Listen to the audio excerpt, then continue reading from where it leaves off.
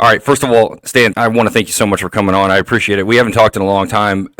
We spent a lot of time together at the 17th. The thing that sticks out to me about anytime I get on here with a guest, I always want to think about the most thing that stands out to me. And we talked about it before I got on, but I want to say it again. Is that the injury that you sustained in NTC was an injury that is a showstopper for a lot of guys. That's a career ender. You didn't burn in. You didn't have a total malfunction. You had a partial maybe or what was? Yeah, so it was an entanglement. So the Okay. ramp on the aircraft had actually fallen off on the other side of the air, and the jumper got sucked underneath, and so we had an entanglement basically as soon as we came under canopy. Jesus. And I was up inside his parachute, so I couldn't pull my reserve or anything. Or if I'd have done that, I'd have collapsed both parachutes, and we would have burned in. Wow. And I want to hear more. I want you to tell the full story in a minute. But the thing that always sticks out about you is that you broke your femur on that jump. And like I said, that's like a career ender for a lot of guys. Not only did you not stop your career, you kept going. You were in a cast for God knows how long. Then you worked yourself all the way back to be a full up 17th operator. And that, I think that's one of the most commendable things I could ever think of, is how you didn't give up. You stayed the course and you ended up being elite. The thing that sucks is like you were right there along with your peers, and then you had to kind of take a break for a little bit while all those guys kind of did their thing, and that had to be rough. Watching them go off to deploy or do whatever they were doing while meanwhile you were stuck back nursing this injury. But I bet did that help you kind of like keep stay in it and not want to quit? Or tell me a little bit about that. Actually, let's just go into it. We'll start with that because that's the biggest. That's a huge thing, and then we can go back and talk about some other stuff. Okay, yeah, absolutely. Well, first of all, thanks for having me. I appreciate it. It's great to see you again. And like I said before, we started recording. You and others like you, like the Eric Brandenburgs, the Matt Schlags, Tommy Cases, really set the tone and the standard for what the 17th was. So thank you for not only being there for the majority of my time, but thank you for just being a solid leader. I don't think enough can be said about that. But yes, the NTC Delta Company Certex. So this is when the Rangers decided that they were going to create an extra company, and they had to get everybody certified. So we went through the entire George cycle, which was fantastic. Going through MLATs and Jaded Thunders and Gunsmokes, etc. And then they had to have the extra certification at the end to make sure that they could go downrange. So we flew from Fort Benning, Georgia to Nellis Air Force Base, where we rigged up and got ready for our static line mass tac jump that we we're going to do into the National Training Center. Well, we got the notification that there was, and we've all seen it before, where it was 18 knots as we're flying in. We're like, okay, we're gonna land somewhere and VDO in, et cetera, et cetera. We get over the drop zone and it's 3 knots sustained, and green light. Yeah, right. Yeah, which was the most chaotic jump I've ever to this day still been a part of, and there's some other incidences where I was with Marty and Timmy when they passed away and stuff like that, but this was absolute chaos. There was red chem sticks all over the place. The platform on the aircraft actually fell off, which obviously involved the entanglement between myself and the other jumper. We actually had another jumper who jumped out without even hooking up. He was his first jump out of airborne school. He hooked up behind the anchor point, and he unhooked and was trying to rehook as he was moving to the door, and he couldn't rehook. By the time he got to the door, he just looked at the jump master, turned, and jumped out. So just some really interesting things that transpired on that jump. But so I ended up shattering my femur bone. Actually, it wasn't broken; it was actually like in pieces. So you have say this is the ball of the femur, and this is the femur bone itself, and then it goes into the hip. And so this area right here, right underneath the ball, just blew out, and it was in pieces. How did you land? Like, how did that happen? Like, you were tangled up, so you came under the aircraft. I was in the parachute, in the other jumper's parachute. Okay. And we were communicating. We were talking to each other, and there was zero visibility. There was absolutely zero illumination whatsoever. Oh my God. I knew that I could. So we ended up lowering our gear, and I had to confirm with the lower jumper to make sure that I didn't smack him in the face with Right. my rod. Is that we can communicate. We were talking to each other, and I could tell that we were offset from each other. Okay. And so, he was adamant about lowering the gear, so we went ahead and did it. I don't know if it was the right decision, but nonetheless, it worked out. Sure. And essentially, I heard him land. I heard him hit, and it was just a drastic thud. And then when we were actually falling, I thought, hey, this is going to hurt. But I had no idea it was going to hurt this bad. And so he hit, heard the big thud. I was like, okay, I braced myself. But I had no idea. Like, I couldn't really tell how I was. The way I landed, I think I landed essentially on my side, on my right-hand side. Okay. Because I don't remember my feet really hitting at all. So I think I was either at an angle or something like this when I landed. But I remember that there was a huge white light. My head hit so hard. I think the only reason I wasn't unconscious was because of the pain in the femur bone. Because I knew it was shattered or broken immediately. Most excruciating pain that I've ever felt in my life. And I will admit that I was not tactical at that point. I actually said, I'm fucking done. I'm done. And my RTO came running up to me, awesome guy. And he's like, who's this? And I told him, I was like, hey, it's House. And he said, and I was not, when I say, hey, it's House, I was like, it's fucking House. And it was louder than that, Yeah. obviously. It was more, and he's like, his response, I'll never forget it. He's like, shh, we're tactical. And I'm like, okay. I was like, I don't care. And that's what I could possibly say. But yeah, so I was on the drop zone for about 4 hours. And I was in shock. I was getting cold, and they were doing everything they can to. They could not, I guess, get a medevac in there at the time, and so I waited about 4 hours. They transported me from where I broke my leg to where they were rallying all the other injuries, the stub toes and things like that. Right. And yeah, so I just laid there for about 4 hours with a heating tube from a Humvee and a blanket and a fentanyl lollipop, 2 fentanyl lollipops, before they were able to get me out to the NTC medical facility, where they obviously could not treat me. So they had to take me to the Loma Linda Hospital, which accepted me. And I stayed there, had surgery and stayed there for about 5 days. Tommy Case actually came out and stayed with me for several days, and then drove me to my parents' house in Bakersfield, California, where I was on convalescent leave for the next couple months, actually. And I think you went out and picked up my gear or something. I'm not really I know you had something to do it, but yeah, I was on pain meds for a while. So, well, talk about that recovery. Like, what was that like? Like, tell me. I know it was a long recovery, but tell me about, like, from when you were at your parents' house and then you eventually came back and then you worked your way back into being operational again. I was very fortunate that, and I don't know if it's me as an individual or just the group that I was with, the physical therapists that I was working with out there. Bakersfield, California doesn't have a lot of military presence. And so these people were just stoked that they had some sort of a military, regardless of being in the special operations community or not. They were just happy to treat a veteran, and they were really adamant about just continuing to push certain things. And I was on this verge where, when you can't do something, all you want to do is do it. Like, so if you can't run, all you want to do is run. And so everything that we did had to do with percentages.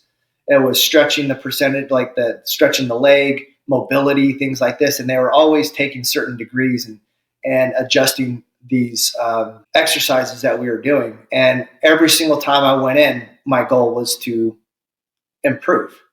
And so it was just that mindset the whole time, because I've essentially had to learn how to walk again. I started off essentially in a wheelchair, and then I went to a walker, and then I moved to a cane. And I think by the time I got back to you guys at the 17th, when my convalescent was up, I think I was back on a cane again. Yeah. And all I wanted to do was continue to get better. And I still continued to go through physical therapy, even when I was back at Fort Benning. Essentially, and this is probably not something that we want to. It's something that would not happen today with the way we track everything. But Mm-hmm. it was a year and a half before I ran again. However, Man. I had just come back from a deployment when I first ran. So I deployed before I could even take a PT test or run.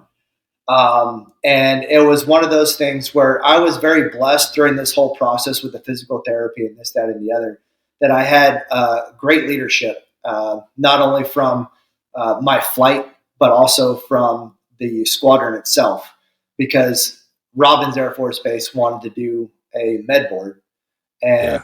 I remember talking to Matt Schleich about it, and he's like, "Don't worry about it." And then literally, I never heard about it again. And Nice. I don't know exactly what transpired or what happened, but I never had to worry about it again. And so, I ended up going through that process. The entire process was just extremely painful. And it's one of those injuries that you are never the same again. So, Yeah. I was always a very good runner. I ran 6 miles at one point in like 42, 41 minutes. I was typically around 11 or 12-minute 2 miles. I would run 3 miles in like 18, 19 minutes. And Yeah. I've never run that fast since. But just the fact that if you think about the impact and you think about what transpired that night and how I landed, and if you can take the strongest bone in your body and shatter it into pieces, um, and you think about, well, what if I didn't land on my side? What if I landed on my back? I would either be dead or I'd be a paraplegic. And so, Yeah. like, when you think about those things, you actually can think about being extremely fortunate, right? Very Sure. lucky in that regard. And so I had great individuals within the flight. We are continuously trying to um, get myself back involved in the team. I know at one point in time, the leadership wanted to remove me from the flight and make me basically staff. Um, Yeah. and I did not want anything. I wanted to stay with the team. I wanted to stay like I was a part of something. Sure. I really felt like that was where I needed to be. And luckily, Colonel Kronk and with the explanation and um, the guidance from from Tom Case, to keep me in the flight and keep me involved with the guys and understanding how important that was to me and my own personal recovery. They agreed to keep me within the flight. And so I Nice. was able to go through and do those things. And I had a very limited participation in the George cycle throughout that entire time. Obviously, I had a little extra time because we were only a couple of weeks from a deployment when I shattered my femur bone. So I missed that entire thing, and that was miserable. Right. That was that's the worst thing for probably guys like us that we could ever possibly do is miss Yeah. deployment. And that was very frustrating. It was very low point. And the only thing I could possibly do to try to make myself feel better was to just try to continue to get better. So Yeah. I'm in my parents' house, still on convalescent leave within that 2 months, and I'm doing girl push-ups. I'm like on my knees trying to do push-ups and trying to do sit-ups and things like that as best I can, considering my hip and stuff, and trying to make sure that I'm doing something to continuously get better outside of just the physical therapy, because I'm not going, Right. I'm not lifting weights, I'm not doing all these things. And so at that point in time, it became about diet. It became about trying to do small things to try to continue to motivate myself and just to try to continue to drive myself to be able to get to that point, which was Yeah. very difficult at periods in time. But the whole process for me was uh, I'm extremely grateful for it, because I had a niece who came over to the house and was living with my parents at the time, and she was helping take care of me. And that, like, I could not take care of myself, so I had, all of these things that basically you needed a nurse for, and that's what she was. My niece was my nurse at the time, and I will forever be grateful. And my parents would change the bandage. I have like a foot long scar on my leg where they had to do the surgery. Usually it's about an inch long, but because of the shattered portions and everything like that, and having to put the wire around and piece everything back together, they had to open me up a little bit more. So they changed my bandages. They got me to and from physical therapy. They tried to inspire, motivate me, keep me happy, keep laughter and joyful, and try to keep me out of that stage of depression, especially when the guys left, because that was probably the most difficult day. Was everybody left for the deployment. So, and then all I wanted to do was be back involved with the team. And that was my goal. That was kind of just the driving, motivating factor, was to try to get back to the team and to deploy and do the things that I really thought I was good at. And so, getting back to the squadron and having people like you and Matt Schleichen. I think Matt Schleichs stole like a cane with a Viper wrapped around it from one of the fighter squadrons, and he brought it to me and gave it to me, and I used that cane as when I transitioned out of my walker, and I still have it to this day upstairs. And as I'm getting ready to pack and try to get everything ready to go to Colorado, I have it up there. I'll never get rid of it. And it's just things like that, and you realize like how quickly the things that you try for, that you strive for, can be taken away, right? So I didn't want to just be a TACP. I wanted to be a soft TACP. I love being at the 17th. I always wanted to work with the Rangers, and then obviously working with JSOC and doing those things and working in that realm, you get to work with a lot other premier organizations and entities, and you never want to sacrifice any of that when you have the capability to continue to do that, because you realize that it's not going to last forever. Right. And that's kind of what I was worried about with that injury. I'm like, you had just gotten, I mean, not just gotten there, but you, like I said, you were getting ready to do your deployment, and then this happened, and I was like, man, just literally cut your legs out from under you, and I definitely thought that was it. I thought that was going to be, again, like a med board or some sort of career-ending injury, and I couldn't, man, I was so, I can't tell you how so excited I was when you worked your way back. It speaks to the caliber of guys that I worked with at the 17th. You, Matty Green, Kevin LaLiberte. I remember Matty broke his leg once, and I deployed for him for a little bit, and he just came over, like he cut his cast off, and like he just came over and deployed. But that speaks to like the way, just the kind of hard chargers you guys are, and I've always loved that story. I think that's I think it worked out in such a great way. And again, and I was right there with you, because I thought my career was over too, especially when now granted, I'm on drugs. Right? I'm in the hospital, and I just shattered my femur bone. I have a doctor in there, and he's talking about removing my leg, and he leaves, and I mean, I'm turning green, and the nurse is like, "Are you okay?" And I was like, "I didn't think it was that bad." Yeah, and she's like, no, like, you're not going to lose your leg. You're going to be fine. You're just going to lose some mobility. You're going to. He didn't explain it very well, and I was like, what a jerk! Oh, it was what a jerk! It was an interesting concept. Like at one point in time, the night they brought me in, they actually hooked me up, and I was in traction, or I'm sorry, they were getting ready to put me in traction, and one of the and I can only equate this to the TV show House.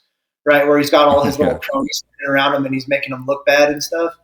Right. And the guy comes in earlier, and he's like, "Hey, we're going to put you in traction." And I was like, "Okay, are you guys going to knock me out or whatever?" And he's like, "No, we're going to keep you awake for it." And he's like talking about putting a big, pin through my knee, and to elevate it and keep it in traction. And I was like, "Oh, okay, well that's an I'm not a doctor, so I'm like, interesting, that concept. Let's okay." Right.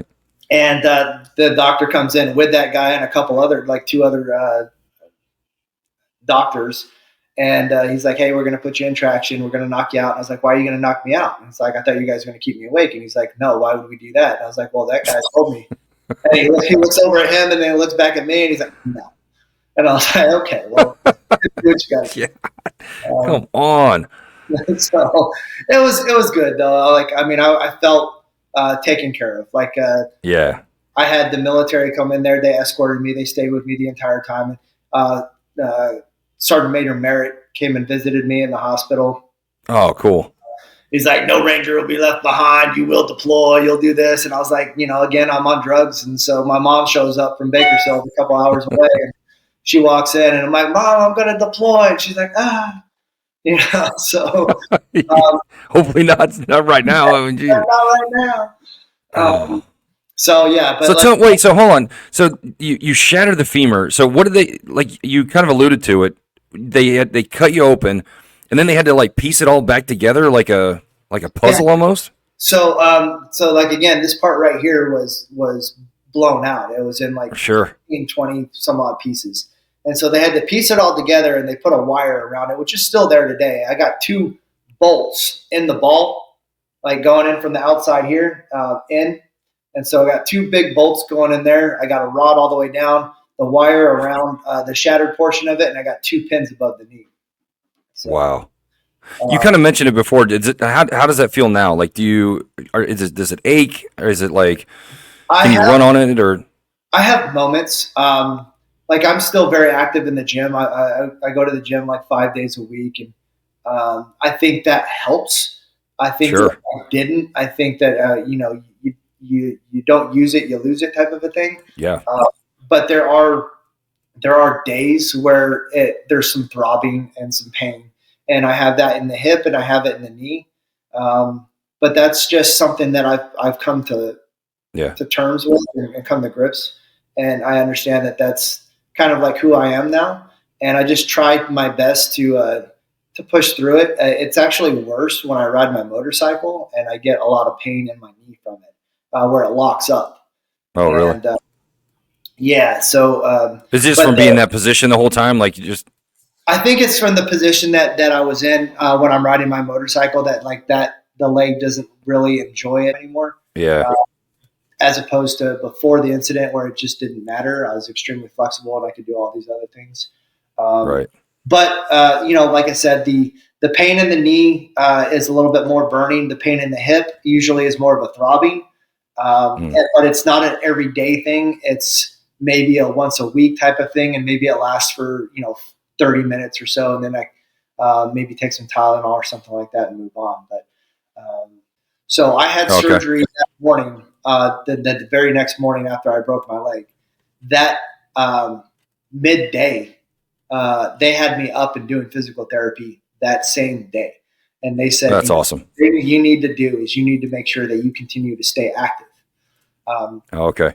So they were saying that. Good. Like, this is something, like, regardless of what somebody tells you, what we think you need to do, like before I go to my physical therapist and get their advice, is you need to continue to try to be active. So the more you get up and you walk around and you do certain things, we're going to continue to do this with you every single day until you leave here. And we recommend you do it every single day when you are at home.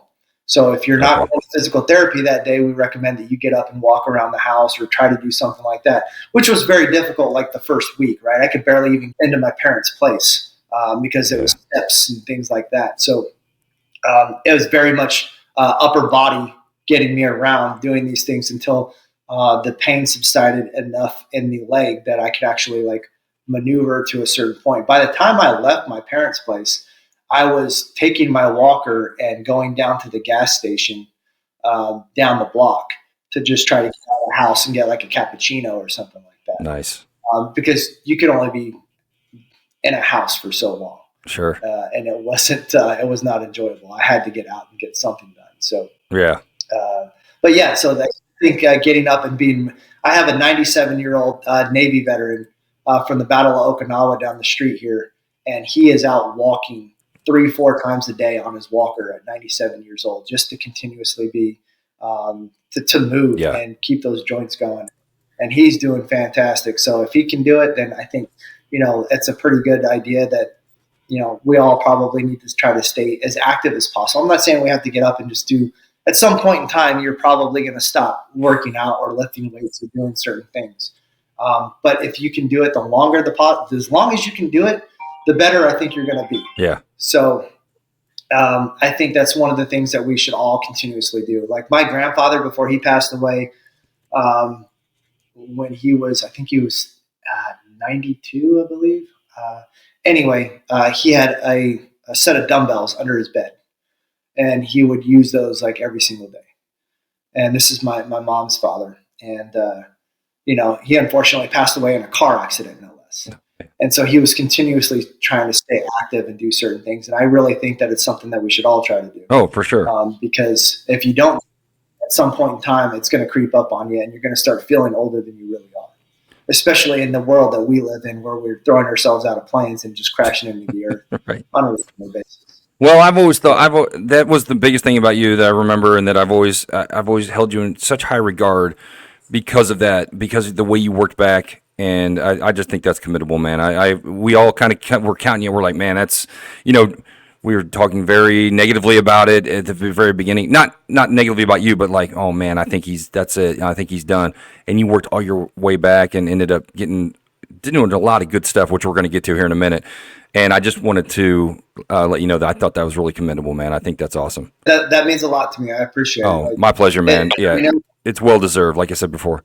So let's back up. Let's go back to before the military. Tell me about what was the catalyst to get you into the military, and then kind of talk me through your career from there. Well, the catalyst for joining the military was the fact that I wasn't going anywhere in life. So I had graduated high school, and my plan was to, probably like most people, I was going to go to a junior college, get an associate's degree, and then potentially move on to another college and get a job. And I had no idea what that was going to be. I didn't join until I was 20 years old. So I spent a little bit of time out of high school before I joined the military. I got a really good job at the time working for Costco. And when I was 18 years old, my dad, God bless him, love him to death. He's like, hey, it's time for you to leave. You need to move. And I was like, okay. So I moved in with my best friend and his now wife, who was his girlfriend at the time. And we all worked at Costco together. Okay. And we had a great time. Everything was going well. And eventually at some point in time, the sales were bad and they laid off like 30 employees. At this point in time, I'm probably thinking I'm going to be a lifelong Costco employee. I'm going to be a manager, like go on salary, and just like I'm set. I actually, for the first time in my life, I had like over $1,000 in the bank, Right. like in savings. I was actually making money. I'm like, this is fantastic. I'm rich, essentially. I have money Right. to burn if I need to. And then they laid off like 30 employees, and my best friend and I happened to be two of those employees. His girlfriend at the time was pregnant, so they couldn't let her go. Man. She got to keep her job, which is great. But he and I had to find new employment, and so we ended up moving out of our place. I actually said that I would never move back home, and I went to my parents and I was like, "Hey, can I come back?" And I lived on the couch until I joined the military. So I was like, "Hey, what am I going to do with my life?" Yeah. I'm 20 years old, and I have not started on any kind of retirement. I'm not any closer to being educated because I enrolled in college twice. And when I enrolled in college twice, I made it to a grand total of 0 classes. I was working full time and I was picking up jobs, and I was trying to make sure that days where I was probably able to do more studying, like on Sundays, I was getting called in to pick up time and a half hours over at Costco. And so, like, man, all that stuff took a backseat to being in the workforce and making money. Sure. And so now I'm 20 years old without a job, no college, and I feel like I just graduated high school. I've gotten nowhere in the last couple of years. And so I was like, you know what? I was like, I already talked to the recruiters a while back. Let me see about joining the military. And so a buddy of mine went, and we talked to some recruiters, and eventually I made a choice narrowed it down between the Navy and the Air Force.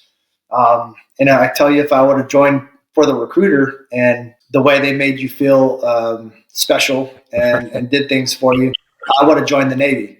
But I joined the Air Force for the quality of life. Mm-hmm. And I actually joined initially to be security forces.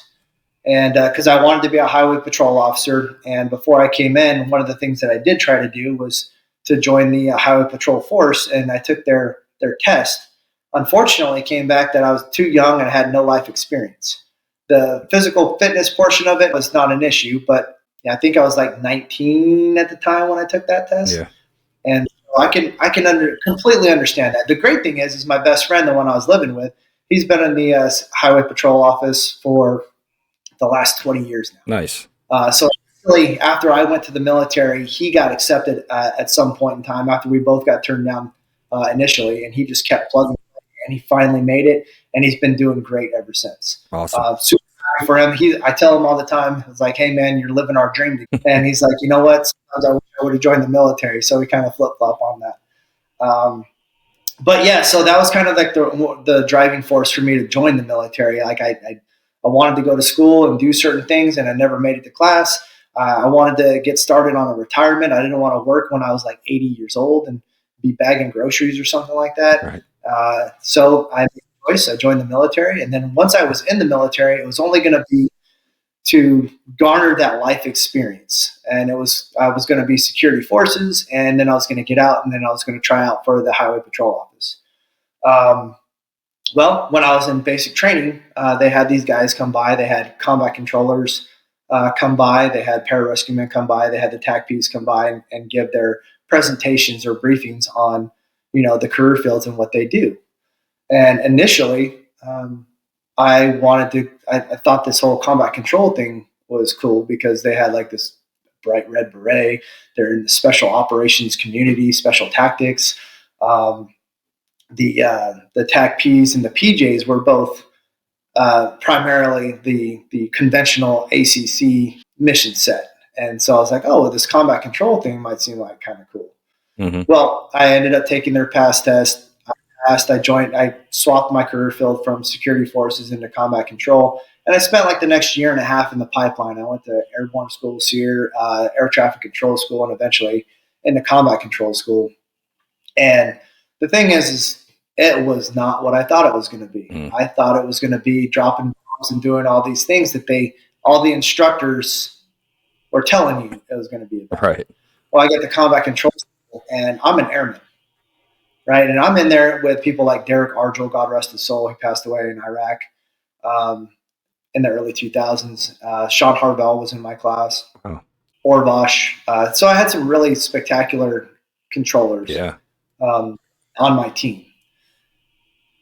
Well, we get to combat control school. I'm an airman, like I said, and we're out there pounding in VS-17 panels and wooden stakes and landing C-130s, and it's boring as hell.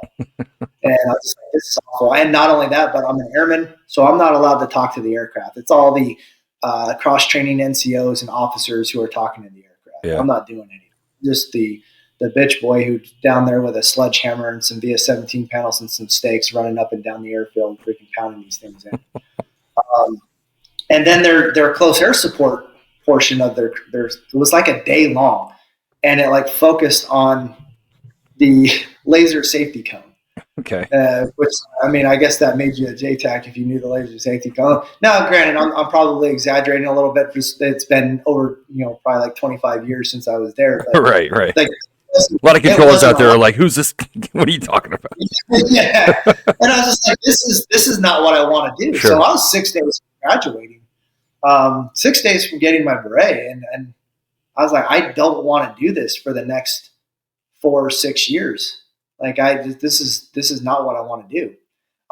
So I made the hard decision, and it was very difficult. Like, and it's probably the one thing that I as an individual, it hurts. But I quit. I quit because it just was not something that I felt. It's kind of like breaking up with your girlfriend. Like, like you probably still hurts and it sucks. But like, I left something that I've been doing for a year and a half that I've been really putting blood, sweat, and tears into. And I never felt comfortable doing it. Yeah. It was not something I wanted to do.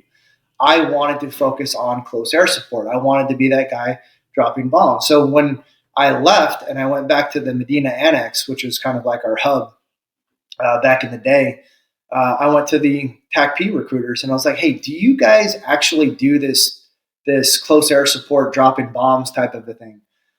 And I think it was Harris and Bassard, if I remember their names correctly, and they're just like, "That's the only thing that we do. That's our priority in life.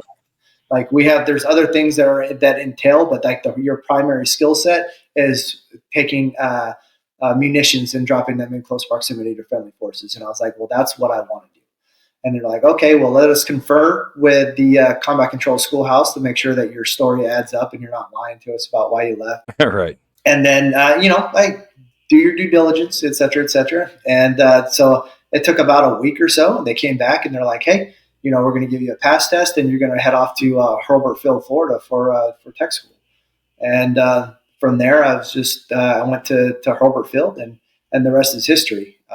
It's funny they give you a pass test and you're like you're 6 days away from getting a CCT beret. You're like, I think I'm all right, man. I think I'm good. It wasn't a problem. Right. It was just another workout. So I think it was probably obviously a requirement. Sure. That they had. And but it was it was right there on the same track that I go to every single day now that I'm retired, working over there at the old NDOC building. I stand out there on the pad and I look out at the track, and that's the same track that I went and did my PT test on. And it's kind of funny how things are full circle. Like, I started my military career here in San Antonio and spent a lot of time going back and forth between schools. And now that I'm retired, and I'm here, and I get the nostalgia of it all, like, pretty much every single day. Right. So you went down to tech school. Tell me a little bit about that.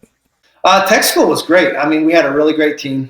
Kevin LaLiberte, retired Chief Master Sergeant Kevin LaLiberte at the time was Senior Airman LaLiberte. Okay. And Kevin and I, we've been friends ever since tech school. And we had people like JJ Little in our class. And so we had a really good class, really good leadership to help promote the young guys. I was not necessarily a young guy, but I wasn't an NCO, and I'd already been in the military for going on 2 years or a year and a half or so at this point. And so, we had myself. I was one of the ropes for the team and for the squadron, actually. And then we had people like JJ Little and Kevin coming in. Kevin actually made staff sergeant while we were in tech school.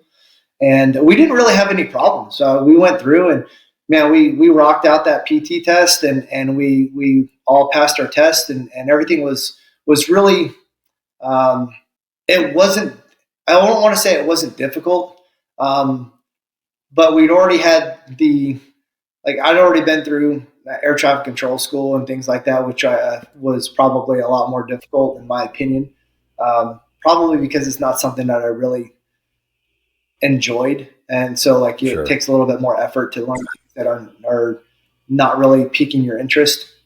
But I also had just great people, like hanging out with Kevin and JJ Little throughout the course was really an enjoyable moment for me. I learned a lot from them, and they continued to guide us in the right direction. So we didn't really have a lot of problems. We had a couple smoke sessions, like every class probably does. Sure. We had one guy decide he was going to go off to Midland, Texas, and decided he wasn't going to show back up for the next day. And of course, we all got hammered for that. But other than that, we had a really good team. We had great leadership, and there wasn't really a lot of hurdles for us when it came to tech school. And I think I really attribute that to people like Kevin and people like JJ. Yeah. Solid dudes. I mean, obviously, I've had Kevin on here, and JJ's a great dude. Yeah, that cross-training aspect, the NCO leadership was really a solid foundation for our team. Oh, yeah. Other than that, there's not much when it comes to tech school. We were happy to get done and through it.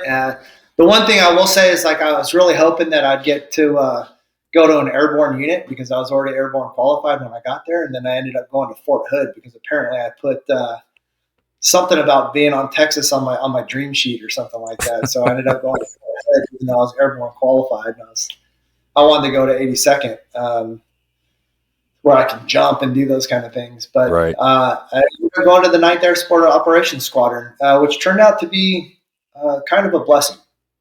And I say that because working with the 1st Cav Division was not what I would consider glorious when it comes to being a Joint Terminal Attack Controller.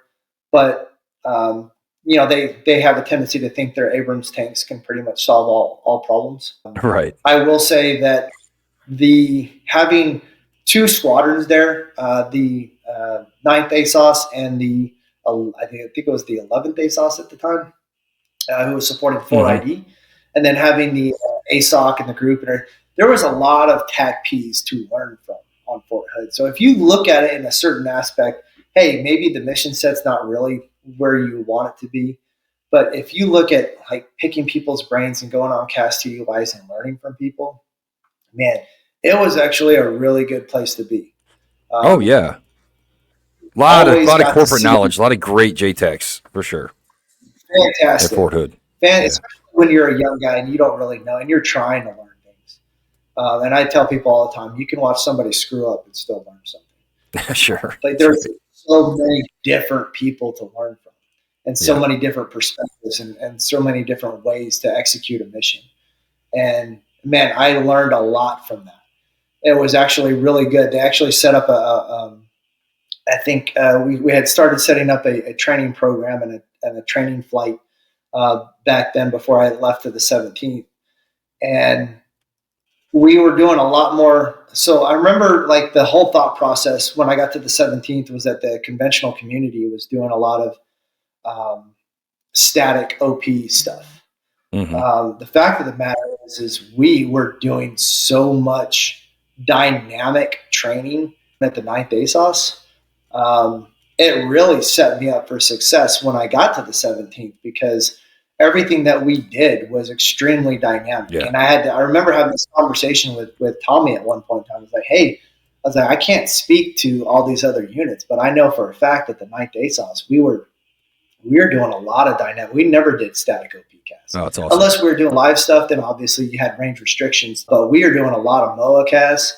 And we were all over the place. And we actually were going out to like Fort Sumner, New Mexico, and we had the police involved. We're setting up roadblocks. We're getting the civilian populace involved. It was actually really good training. That's awesome. Which really set me up very well when I went to the 17th and I learned how to execute things. Yeah, for sure. And that's actually one of the things that was fantastic for me because I was very blessed. So Sean O'Neill came over and he was our SEL, and he came over. I think he was a master. I think that's right. I forgot Sean went over there. Yeah, so Sean O'Neill is the one who approached me. He's like, "Hey, listen." He approached me and another guy, and he's like, "I think you two guys would excel in a different environment," and which for me was a huge compliment. I was just like, "Yes, like I'm in. Like, tell me what I need to do." The one thing that we didn't have that we do have now is we didn't have any way of like educating people on what goes on at the 17th or what your mission is or how you're supposed to be executing certain things. So Sean actually sat me down and showed me some things, talked to me about some things about what goes on and what transpires, what the mission set is and how you're supposed to be doing certain things over there. So I would be better educated as to what I'm trying to get myself into because we didn't have any kind of a recruiting process that was educating people on what you can and do in these, whether it's at an OL with a special forces group or whether or not it was at 17th proper, working with the Rangers. And so without him there, one approaching me and basically giving me the confidence that he's seen things in me over his time with me that he feels would translate well, but also giving me that education to kind of comfort me, I guess you would say, and making a decision that was going to best help me and benefit me in what I wanted to do and where I wanted to go. So I give all the credit in the world for helping me make that decision. Now, after I shattered my femur bone, he did hit me up and he's like, "I'm so sorry, man. If I would have known." No, fantastic, great. I mean, I think I deployed like 5 or 6 times after I shattered my femur bone. Did you feel responsible? Yeah, he did. He did. He was very apologetic. He's like, "If I had known that you were going to get hurt," and I was like, "Hey, this had nothing to do with you." I was like, "You put me in a position to do what I wanted to do." Yeah, right. I had died. I would hope. Yeah. I would hope that he would know that he put me in a position to be where I wanted to be at the time. And so, like, God forbid I died, right? Because I definitely wouldn't want him to have that guilt or whatever. But I was where I wanted to be, and I was doing the things that I wanted to do. Yeah. I mean, he knows it's a dangerous job. He knows the deal. He does. He just, he's probably just feeling a little emotional that day. For sure. So you're at the ninth. So did you go? Tell me about that. Tell me where'd you go after the ninth? After the ninth, I went straight to the 17th. Okay, good. So, with Sean O'Neill's help, I went to the 17th, and that's where I spent the majority of my career. Nice. And obviously, within the first year is when I broke my leg, and then coming back from that, just continued to stay in the fight as much as I could until I went over to Black Team for a little bit after I had my first daughter, and decided to try to take I was one of the older guys. I'd already deployed 5-6 times or whatever like that with the 17th, and there's got to be progression and moving in new blood and youth. I think I was 32 or 33 at the time I transitioned and moved over to Black Team, running the force modification and UTM duties over there. Okay. Man, I can't tell you enough like how miserable that was. I thought it was going to be a good thing. I thought it was going to be good for me to stay home a little bit more. Watching your team go on deployment again. Not so at this point in time, man, I've been there 6-7 years or something like that. Yeah. And I know all the sergeant majors. I know the first sergeants. I know the guys in every company. And my best friends are not guys at the 17th. Tommy Case is already gone. Like my best friends are Rangers. Like those are the guys like I'm hanging out with on the weekends. I'm going golfing with. We're having drinks and things like that. Yeah. I love my 17th guys, but I spent more time on the regular with the Rangers because that's what we do. I came to work and I worked with guys at the 17th, and then I hung out with guys from the Ranger community. And watching them deploy and watching guys like I highly respected like TJ Gunnell and stuff like that continue to deploy. Happy for them, but I hated watching them go. I hated being that rear D. And I really hated UTM type stuff. I didn't have a problem. I love being a part of setting up missions for Jaded Thunders and going through the planning phases and stuff like that.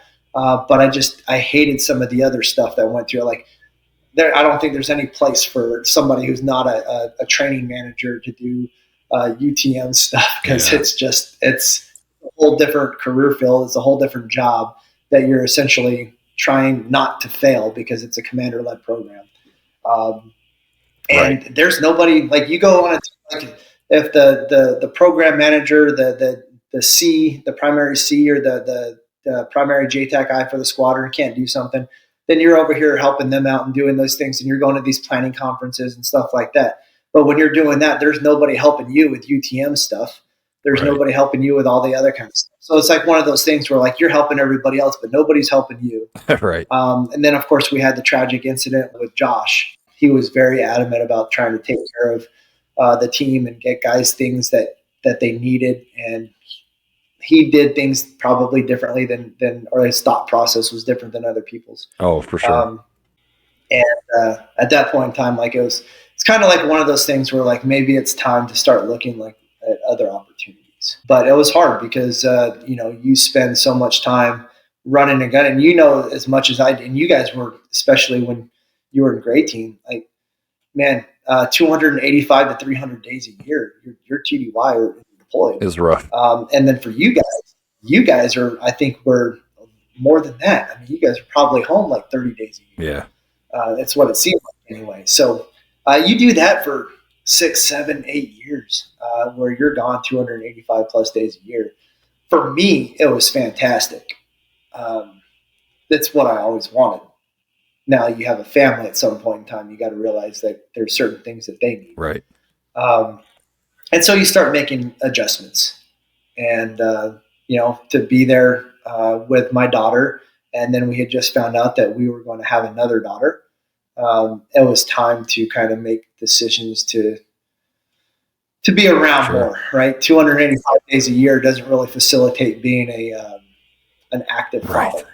And so, I had the opportunity, and I can't remember who exactly did it, but I know Dax Kehoe presented me with an opportunity to go to the 720th and work at the group. I thought I wanted to stay within AFSOC. I wanted to stay within the community. And I was going to go be the NCOIC of weapons and tactics and I was like, well, that sounds like a great opportunity. And Jim Lurk was there. Uh-huh. I love Jim. He's always really cared about his guys. And I hit him up on the phone and I was like, hey, listen, I was like, the one thing that really is important for me is my opinion going to be valued? And he told me, he's like, anybody from the 17th who comes here, their opinion is going to be valued. And I was like, okay, well, I appreciate that. And I look forward to coming down and working Nice. with you guys. And so the great thing is like, he was absolutely right. You come down there from the 17th, and if you looked at what guys were doing downrange and you compared the other STSs to the guys at the 17th, it was night and day. It was amazing. We got to see those things every week. And they post them up on the board. You just kind of like your chest kind of goes out with a little bit of pride because it wasn't even comparable, which is absolutely fantastic. So yeah, that's kind of like where that kind of transpired. Yeah, so it was extremely beneficial for me to go be the weapons and tactics over there, and I had some great leadership over there as well with Mike Smith, Bulldog. I don't know if you're familiar with him, but one of the best officers I've ever prior enlisted, former 17th guy and WIC graduate, and just a phenomenal individual, phenomenal leader. And I think he took over after, I think I'd already been there a couple of years when he took over. And man, just a phenomenal officer. Very, very proud to have worked with him. Do you want to go back and talk about some of your deployments at the 17th? I know there's in 2009, you went to Helmand. Do you want to talk about that first? That was the first deployment after I broke my leg. So the funny thing is I deployed. I broke my leg May 6, 2008, and I deployed May 6, 2009. That's crazy, man. And like I said, that's awesome. Yeah, and like I said, I had not even done a PT test yet. Wow. I hadn't run. So I originally went ad bond with Tommy. We were out in Salerno, and one of our other JTACs, he was having some issues at home, and so he was going to stay back. So I went over and took his place over in Helmand, and so we were out there, and we were getting ready to kick off the Helmand offensive. And we were going to do that in coordination with the Marine Corps, which was absolutely phenomenal because it was essentially the Wild West. They had Bastion out there, and they hadn't really been doing much. It's more of like an occupying location. They weren't running like heavy missions or a lot of missions, if any missions at all. It's primarily a British facility or British location at the time before the Marines went in there and started taking over certain aspects of things as well. And so prior to the deployment, they had done some analytics, and they thought that it was going to be a GAF location. And so our primary method of infill was going to be ground assault force. Well, that was a poor assessment, to say the least. There was wadis out there so deep that you could not get the RGs or the strikers to get through these wadis and actually move to any generalized location in an expeditious manner whatsoever. So we ended up having to bum a lot of aircraft from Kandahar, which already had 2 platoons. And a lot of the missions, we did more mission planning on that deployment than anything, because we would submit all of our information for the mission planning, and they would just take it and give it to another platoon, and they would just hop on the birds there at Kandahar and go execute. And we would just go out to the Tombstone, the airfield, and sit QRF. Jeez. And we planned the whole damn thing. And we would do that like damn near every night. Like we set more QRF missions than we did anything. Jeez. And the thing is 90% of those missions, we planned it. Yeah. And we just hand it off to somebody else while they go to execute. I'm sure they did some tweaking and stuff like that, but nonetheless. So we were getting out occasionally. We weren't getting out as often as we wanted to. And you know how it is with leadership. When you have a platoon or an element that's not going out very often, they're going to find ways to try to get them employed. Sure. Uh, so as we're getting ready to kick off, we just kicked off the helmet offensive. We had some our favorite, right, HUMIT sourcing, and we were going to go after a specific objective, named objective. Yeah, it was all based on pattern of life. So we ended up going into a Marine cop out near Marja or something like that.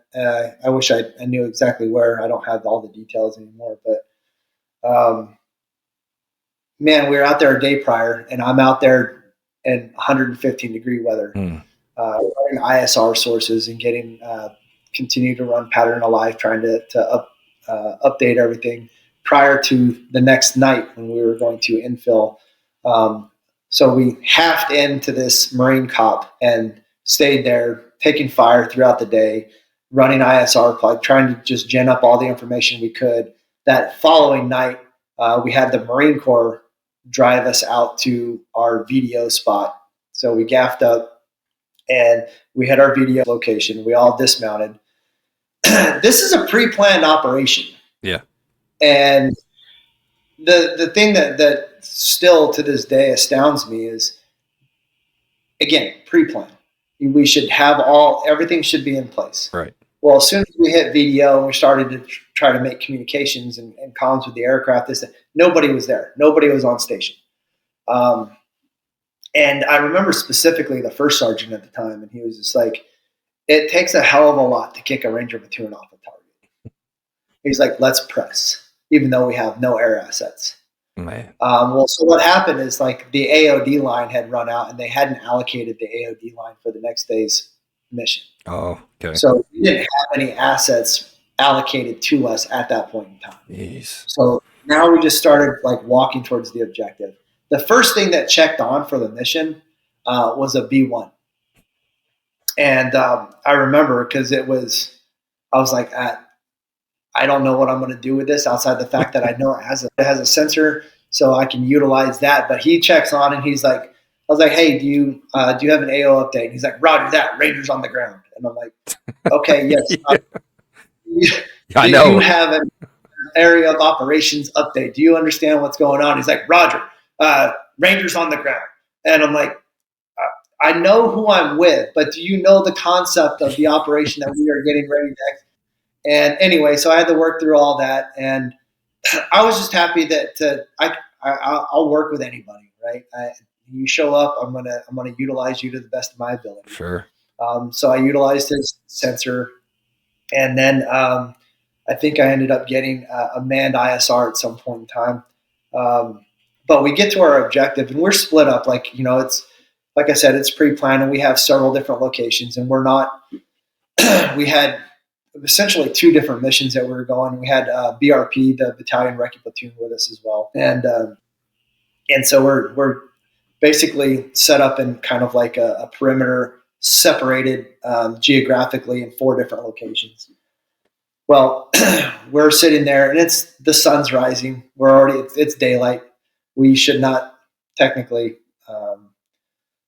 based on how we like to conduct operations, we don't like to be out in the daylight. However, the pattern of life and this mission kind of forces us to do so.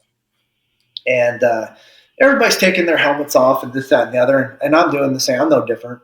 We've been walking like all night to get to this location, and now we're sitting there. And I'm like sitting there, and I'm like, yeah, it's actually pretty nice out here. It's pretty. It's there's a little greenery. It's the early morning, like the whole day's ahead of you. That was one of the dumbest things you could ever possibly imagine because you're in Afghanistan.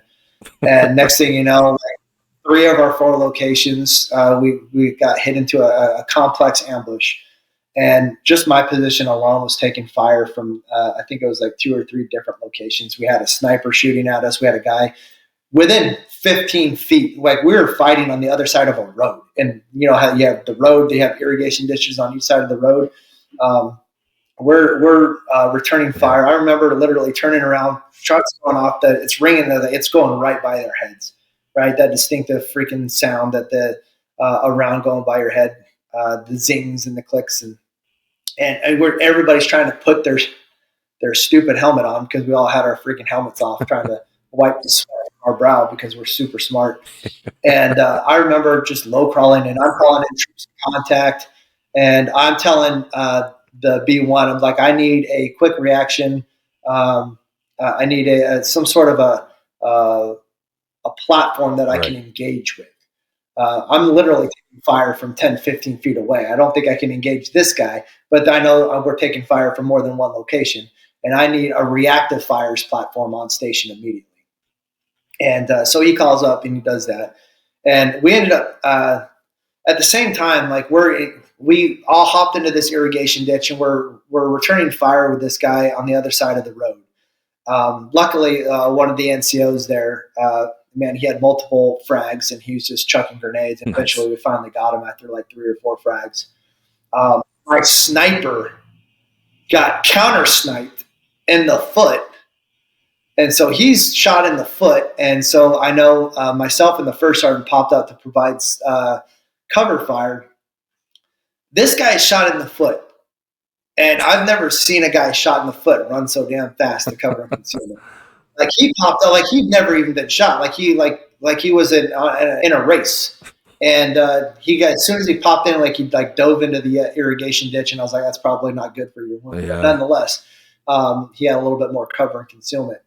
And so I had the ground force commander at the time was trying to, he's like, hey, like I need fire on that guy immediately. I was like, and I specifically, and I try to be as respectful as possible. And obviously situations dictate how you talk and how you're trying to express certain things. But I looked at the XO and he was our ground force commander, phenomenal leader, by the way. But I looked at him and I was like, I have a B-1 fucking bomber.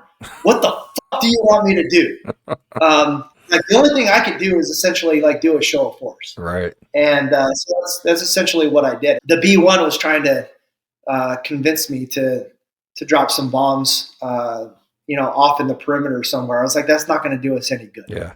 Not only that, but we are literally troops in contact in 4 separate locations. Everybody is spread to the 4 winds. I do not have an accurate assessment of where everybody is. Exactly. So there's no way, even if we're going to drop, like we're supposed to be here and you want me to drop way over here, I'm still not doing it because I have no idea what's going on. And so this guy comes in, he does a show of force, and of course he starts dropping flares. And he's dropping flares over one of the positions, and I was just like, well, that sucks. I should have probably told him not to. But nonetheless, it worked out. Like we ended up having to Alamo up, which means we took over a compound that was in close proximity to us. We went in, cleared the compound, and took it over. So we had a place to essentially establish like a headquarters in the field. And we still had several elements that were out. And I remember we started taking over this compound, and the XO and I were going over a plan. We're talking about we're starting to get aircraft on station because now we're troops in contact. Everybody knows what's going on. They're starting to force feed us things. And we're talking about when aircraft show up, how we're going to try to employ some aircraft and do certain things. And we had a door that was open to the compound, and a round came right through the XO standing right here, and I'm standing over here, and a round went right between us and hit the wall. Jeez. And we just pointed to that door and like shut that steel door over there, and got it closed up and sectioned off. And then we started putting people on the roof. Yeah, it's one of those things where you realize that you just took fire like in close proximity as you're low. So I always tell people the initial contact that took place. In training, low crawling, that doesn't mean it's a way for the instructors to create pain for you. Well, in reality, it will save your life. Sure. And so that was the first time that I could ever recollect in my head that low crawling was actually an important thing for him. Because if it hadn't been for low crawling and literally head down sideways trying to drag it in the dirt, we probably wouldn't be here talking right now. Jeez. So that's how effective and close the fire was. The grass and everything, you can watch the grass just getting cut down around you, and you can't get low enough. Right. Like you're trying to get lower. And so, those are all things that you kind of, then, you have a round come in between you and another individual, and you're just like, oh, like interesting. Yeah. So it was one of those things where everything favored the enemy at that point because it was daylight. Mm. So it's very hard for us to pinpoint who the enemy is unless we see them on the ground. So aircraft wasn't really doing a very good job for us, not because they didn't want to, just they didn't really have the capability to determine whether or not who was enemy and who wasn't. Sure. So, we ended up, unfortunately, we had a couple other injuries on the mission. My platoon leader actually got shot through the shoulder, and then Ben Kopp, unfortunately, he was hit in the leg. And once we were able to, so Ben was still out. He was further out past the compound, the Alamo, and we had to try to get him back. And so one of the things that I tried to do, because I couldn't employ, like I did a preemptive 9-line at one point in time, and they wanted me to employ a 500-pound bomb in close proximity to one of our squads that was out there, but we didn't really know where the squad was, so I ended up doing an abort. And I explained to him during the AAR, the reason for the abort was like, hey, it was a preemptive 9-line. We were trying to get it off, but we couldn't get the information fast enough from the team that was forward, from the platoon, or not the platoon, but the squad. Yeah. And so you try to do certain things and it doesn't work out, so then you just roll up with the abort. Because I'm not going to do that. The last thing I wanted to do was essentially drop a bomb on my squad. Right. And so, the next thing that I could possibly do was try to get them and everybody else consolidated back to the Alamo. So what we did was we knew that they had some injuries and some wounded, and they were trying to drag them back, and they're using the irrigation ditches and the water sources and stuff like that to provide cover and concealment and drag people through. And so as they got to this orchard that was kind of outside of the compound, there was an open area between that area and the compound. So what I wanted to do was I brought in the F-15s on a timed show of force. And so as soon as they came out in the open, the F-15 would do a show of force. And I swear to God, they were so low. I felt like I could just reach up and high five them, awesome. Looking at the pilot in the canopy as he's going by. It was phenomenal. It was just a really good execution of the show of force for what you were trying to do. It just worked out very well. Initially, I had to roll them back. They came in a little bit early, the ground force that was trying to bring the wounded out into the open and get them to the compound door to get them inside the compound was not ready. So I had to roll them about 30 seconds. Oh, okay. And then they came back around, and it just worked out so well. And so once we got them in, we started doing triage. We started assessing the situation. And we realized that we were kind of like really in a position that didn't really benefit us. Like we didn't have, it's 115 degrees. It's hot. We're burning through batteries. We have everybody like scattered to the four winds. We're still trying to get everybody consolidated. We have multiple wounded. I go out there and, obviously I have my GRG, so I'm plotting everything. I'm getting a good medevac HLZ that's in close proximity just outside of the problem is it was a hot HLZ because we've been taking fire from this open field over here the whole time. And so I run out there and after I already passed up the grids. And fortunately for us, we had a dust off that was in flight already who intercepted the transmission. And we thought that it would be a little bit longer. And I remember talking to the XO, and he's like, hey, they're not going to be here for another 10, 15 minutes. And I literally pointed over his shoulder. It was like something out of a movie. And I was like, they're right there. And as he turned around, they just fly right over us. And I ran out of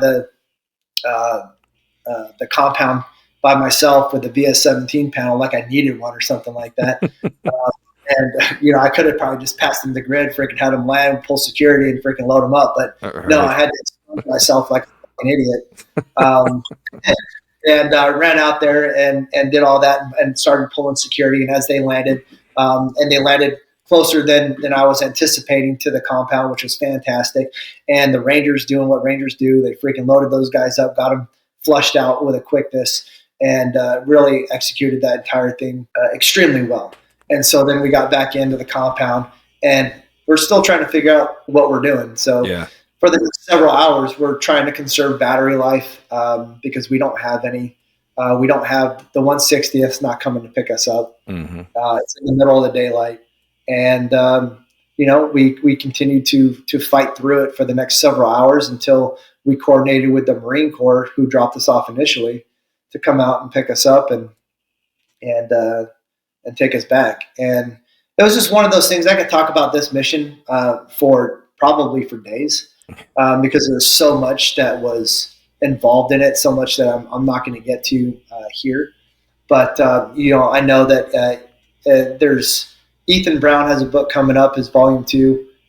It should be, I think it's in a chapter in one of his books, and then there's also one of the snipers created a book as well, and I think it was Team Reaper, Nick Irving, which was the Ranger sniper on that mission. And I tell you, like, the one thing that bothers me from that, like, we always talk about PTSD, and we talk about, individuals having to struggle with certain things. I don't think, for me, it's not about the combat, because I firmly believed in whatever I did, whatever life that I ended up taking, when I was employing ordnance, or whether I was shooting my personal weapon, etc. I always believed that I was doing it for the betterment of my team and the betterment of my country, but primarily the betterment of my team, because that's who's with me. Definitely. The thing that bothers me is the leadership decisions that are made, like why we were out there to begin with. Like, I've talked with several of my Ranger buddies about that mission specifically, pattern of life, human sourcing, this, that, like, there's really no need to flush out sometimes an element just because they're not being utilized. Right. And that's where it kind of gets frustrating, because I'll tell you, like, some of those Rangers that I was out there with, talking with them absolutely benefits me, because they're right there and they're like, hey, listen, the only people who need to apologize or justify anything is the people who made the decisions to go out on the mission in the first place. Because the Rangers aren't stupid. The squad leaders, the platoon leaders, the platoon sergeant, the first sergeants, the XOs, the commanders, they're not dumb. They're experienced individuals, and they know when a mission is probably not what I consider optimal. Right. And we've all done that. We see those missions, we see the planning, we talk about fast roping in on a hilltop somewhere, doing a lip landing, and you're like, oh, do we really need to do this? Or, is there a better way? That's why all the planning and stuff comes into play. Yeah. But when somebody forces you to go out on a mission that you don't really have all the intel for, you don't feel like there's enough sourcing, you don't feel like you have all the information that requires you to execute, it gets frustrating sometimes. And that's kind of some of the things that I think for myself and for a lot of the guys that specific day is some of the things that we have to live with. Unfortunately, it's like, nobody's going to apologize for it. Nobody's going to admit wrong for it. But unfortunately, we had we had 2 Rangers get shot that day and live. And then we had another Ranger who unfortunately was shot, and then he succumbed to his wounds 8 days after he was medevaced out. So, it's tough sometimes, but that's also doesn't change the bravery of things. And I don't want to critique. Being a leader in any situation is extremely difficult.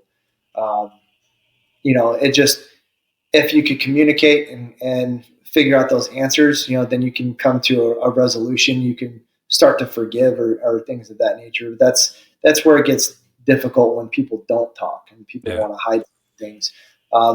And I hate to bring it up, but like the same thing with the Pat Tillman issue. Like, we tried to hide that for so long, and there's so many people who were involved in that. Man, it just broke them. Yeah.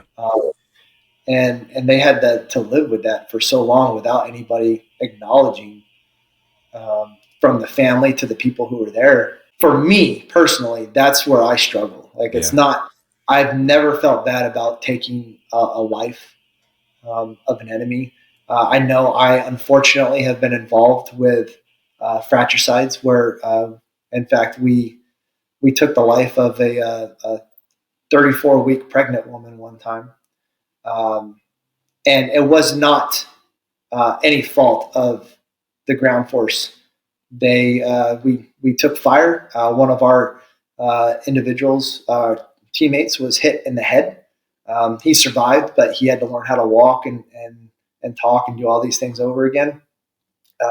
Obviously, we returned fire, and the individuals who decided that it was their opportunity to take fire on the American forces used women as human shields. And to me, that's extremely cowardice. And then, I don't know if it's their attempt to save their own lives or if they're playing the long game, trying to create some sort of a PTSD memory with individuals, because you have people who now essentially took an innocent person's life. But it depends on how you look at it, right? So, Yeah. Unfortunately, there was a child involved, an unborn child, and which you can consider innocent, whether or not the mother was innocent or not. And so, I just things like that, um, you question like people's motives and thought processes and things like that. It's never been about actions on the battlefield. It's always been about uh, motives, individual motives, whether it's our side or their side. It's all about the motive, and that's what kind of frustrating when you don't have the answers. Yeah. When all you have is questions. Right. So But I mean, I think that's the way. I think you guys do it. We all did it right. I don't think there's any time when, because I've talked about this with some other guys. At the end of the day, once they tell you to go, then it's on you. I mean, we volunteered to go, so I think that's why I think you're okay with doing what you did, because once you're out there, it's about you and the guys to the left and the right. The whole point is you're a unit out there, regardless of whether or not you should be out there or not. Now you're out there, and you got to do what you got to do to survive and bring those guys back. Yeah, it's rough, but that's the kind of thing. Like, we talk about this also, just the lack of respect for life that the enemy had when we were over there. I mean, it was like I don't know if they were, like you said, who knows what their motives were, but they were either trying to get behind the woman to save their own life, or they were like, well, they surely won't shoot this woman, so I'm going to get behind her, or whatever it is. To even think of that as a technique or a method to, fight is just cowardice, I think. Like you were saying. I don't know. It seems I odd agree. that, yeah. It sounds cliche talking about the men left and right of you, but it's absolutely true, because at that point in time, it's the only thing that matters. It's not about your kids back home. It's not about your wife. Like, they're not going to help you from back there. Right. The only people who are going to help you is your teammates who are there with you at that moment. And you're right. Like, they had such a lack of respect for human life, whether it was people that they knew, maybe their own family, especially Americans.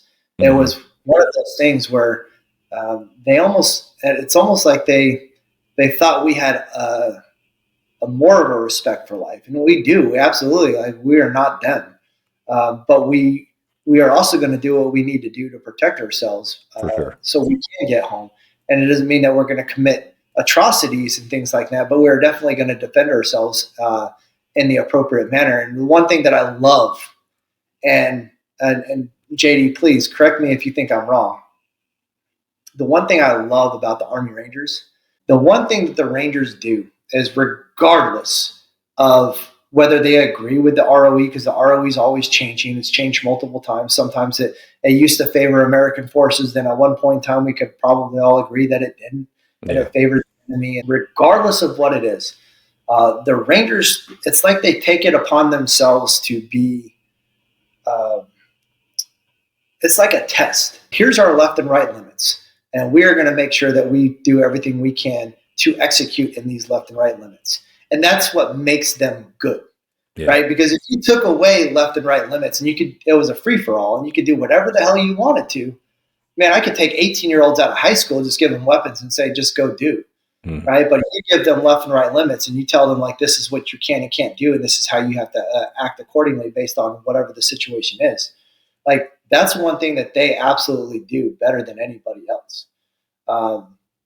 They execute within those left and right limits, whether they agree with it or not, and they do it better than anyone.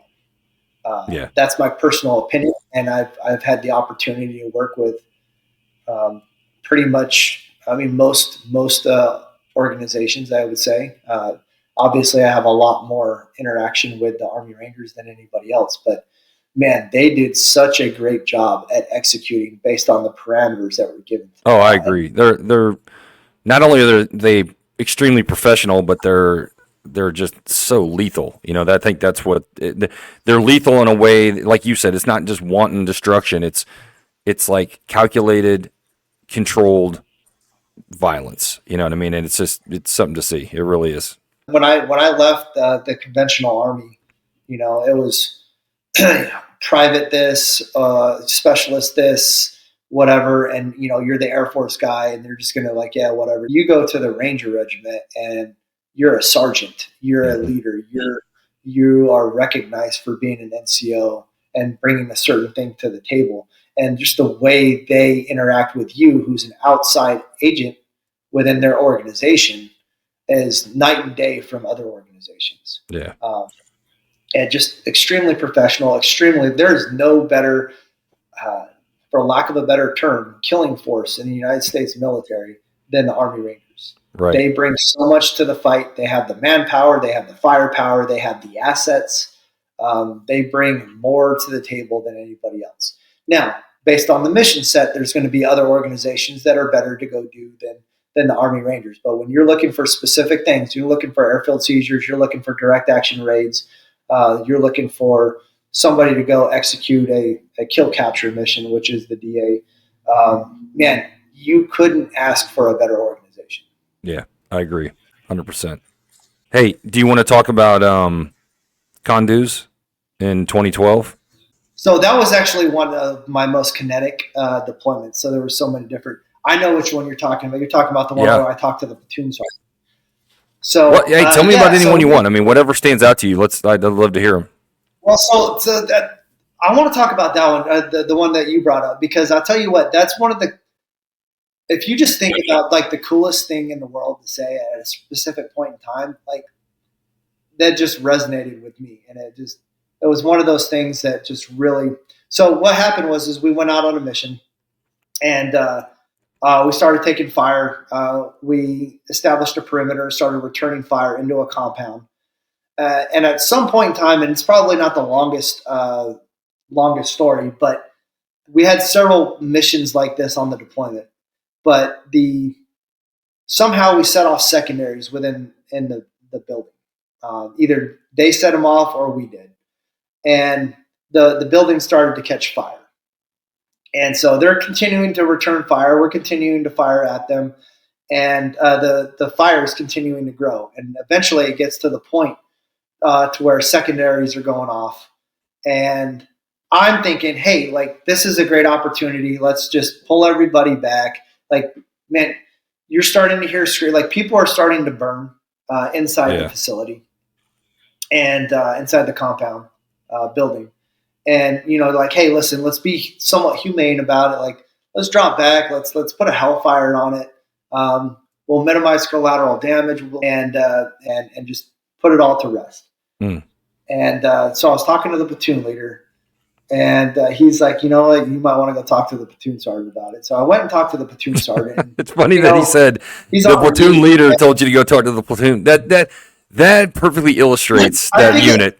I mean, it really does. Like the platoon sergeant runs. I have a lot of.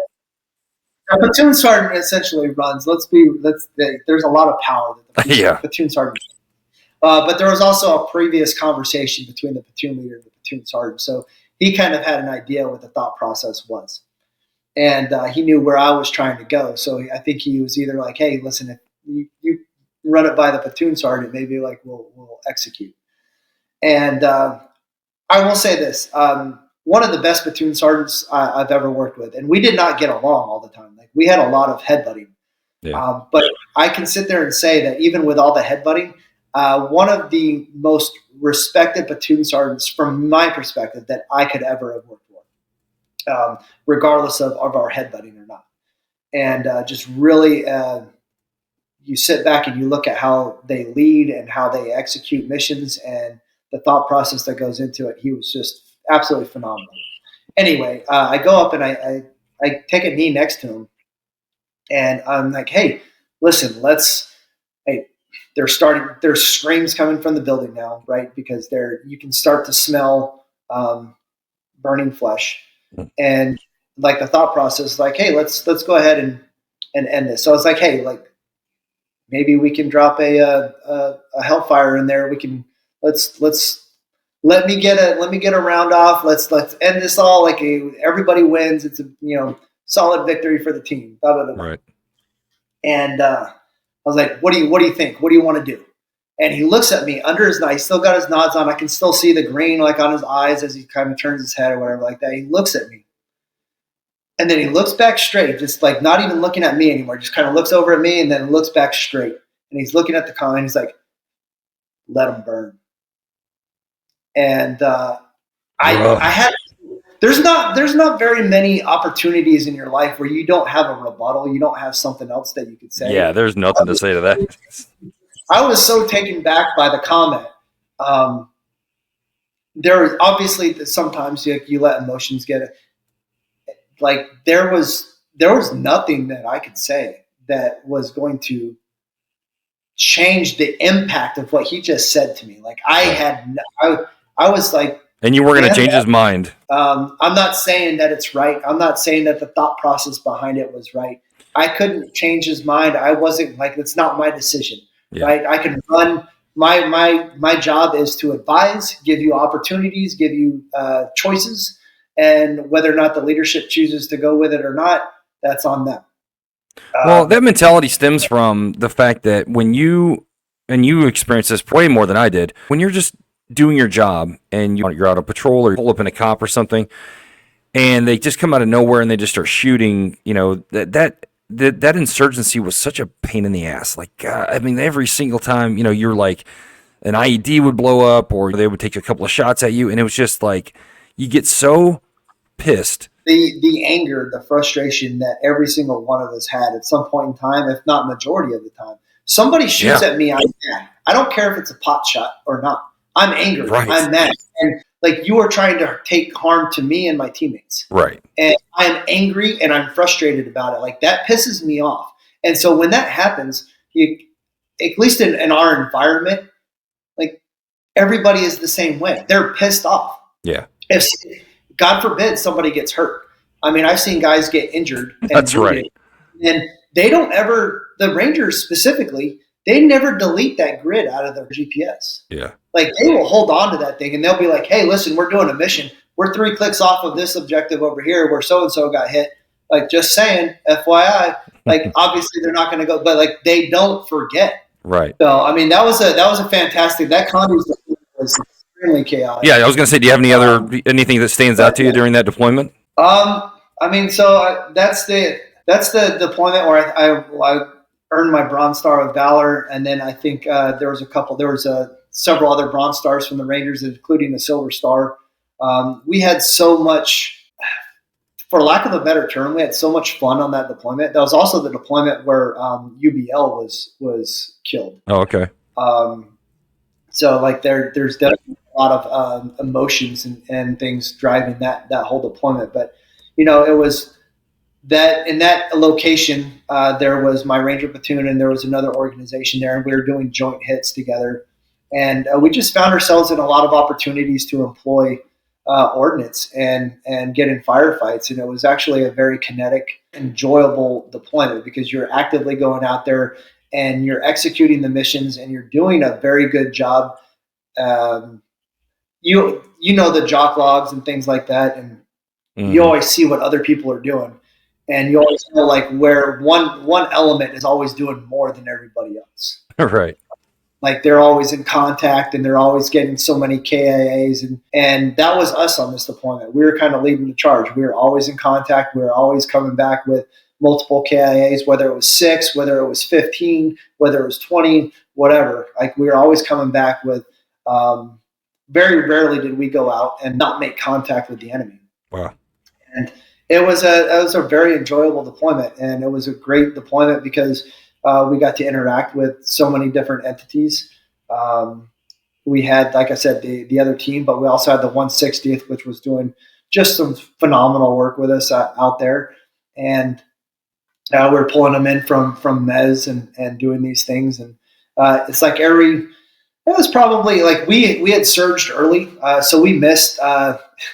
It was funny because we missed Thanksgiving, Christmas, and New Year's, Jeez. and then everybody else came out after New Year's. And then we did the entire deployment after that. So it was about a 5-month deployment, 5 or 6 month, well, just under 6 month, I think it was.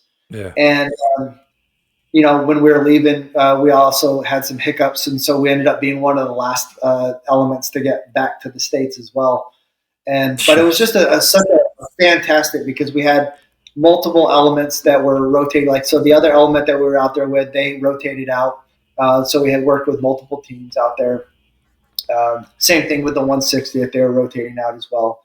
And it was just a really good deployment, because like we were going out there, we were engaging the enemy, and we had people to learn from. So there was other JTACs out there that we were working with from the other organizations, and we were just really pulling information from each other and trying to help each other get better, because there was certain things that like guys would do that I didn't think was a really good idea. And so we'd sit there and we would basically have AARs after it. And I'm like, hey, listen, think about this, think about proportionality and this, that, or the other.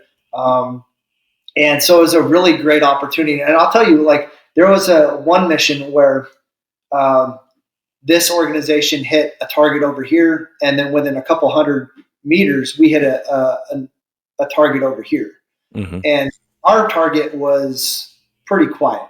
Their target was very kinetic, and they were engaging with the rotary wing assets, dropping rockets and guns. And so they did that over there. We ended up getting a follow-on target, and so we ended up moving on to another objective. And so as they're conducting SSEs and then getting ready to head back, they send the aircraft out to us. We end up taking contact at the follow-on objective, and I end up Winchestering the rotary wing asset. And the thing that astonishes me is there's the other JTAC. This is just like the great, I think, environment that we had. It was one of those things where afterwards, you can never predict what's going to happen on an objective. Like, you have an idea whether or not there's a personal security detachment, whether or not they're going to fight. And sometimes they just throw up their hands and give up, and sometimes they do fight. Sometimes it comes out of nowhere, etc. Well, this gentleman, we get back to the FOB, and he's apologizing. He's like, I'm sorry, I wasted too many munitions on my objective, and you ended up Winchestering over there on your objective. He's like, I wish I would have left you some more munitions. And I was like, no, I don't. Like, man, the fact that you're apologizing about this right now, speaks volumes about who you are as an individual. Sure. I appreciate it. I also wouldn't want you to leave any room for doubt on your objective, like whether or not you were able to go in there and get the effects that you were trying to look for. Yeah. So no need to apologize, but the fact that you did, man, good on you. Thank you so much. Really not needed, but I do appreciate it. I appreciate the sentiment behind it. Well, I think that kind of speaks to our community, like not 17th or TACP, just JTAC or military community as a whole. If you don't want your guy out there flapping, so you want to make sure that you're not unnecessarily using this asset because there's another guy who might need it later on. So, I mean, that I can see where the guy's coming from. That's good for him to say that, though. I thought it was fantastic. And then the guy behind him, I had to, I talked to him a little bit about certain things, because there was a couple of operations after that where the proportionality wasn't really there. And I educated, I wanted to make sure that he understood, that there's certain things. Okay, he was upset because he was getting a lot of flack from the fires desk that following day about what he used and what he did on the target. And I just sat him down and I was like, hey, do you know what proportionality is? And he's like, yeah. I was like, well, you didn't use it. Yeah. I was just very. Are you sure you know what it is? Yeah. I was like, you didn't use it. I told him. So nobody got hurt. It was all against the enemy. It wasn't like there was a fratricide or anything involved. There wasn't going to be some big investigation. Right? Engaging the target was the right answer. How you engaged the target was not done the most effective way. Yeah. So I told him, I was like, hey, listen, do you know how this goes away? And he's like, what? I was like, stick to your guns. You did the right thing. If you do that, like it'll all just go away. Mm-hmm. And it did. And it did. But hopefully he learned something from it as well. Because not just me, but like obviously the fires desk out at Mez at the same time was trying to get him to understand that, there's a certain bit of proportionality and there's certain effects and things that you can use on a specific objective or a specific target that doesn't involve using everything in the inventory to try to. You don't have to drop every bomb off the rack in every. Yeah. Yeah. At one point in time, he was trying to do a Tez, and the gunship's like, "No, I'm good." The gunship literally over the net was like, "No, we're gonna push out like 3 nautical. We'll call us down." I was like, but that's so funny. We talk about the gunship on here a lot. Those guys, they're probably the pound for pound. They're probably the best asset we have. As far as like fire support. Because it just seems like they're so knowledgeable about and they have so much SA on the battlefield, and they know, and they're really good at proportionality, and yeah, I've never had a bad gunship show up, Oh, I did on the same deployment, to be honest with you. So 99% of my missions with gunship, those guys are phenomenal, fantastic. Yeah. Everything you said, 100% correct. But we were on a mission, and I think so. My perspective, I thought about this for years and years and years.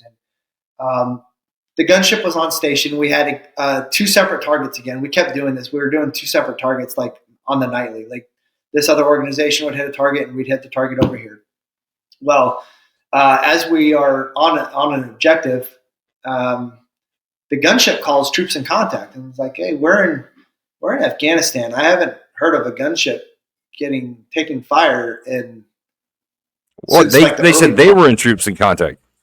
Yes, the AC-130, the gunship was calling troops in contact, and I was like, "What are you talking about? I'm controlling DAPS at like 300 feet right now. Like, so if the gunship troops in contact, like, what's going on with my dad? Like, I was like, what are you?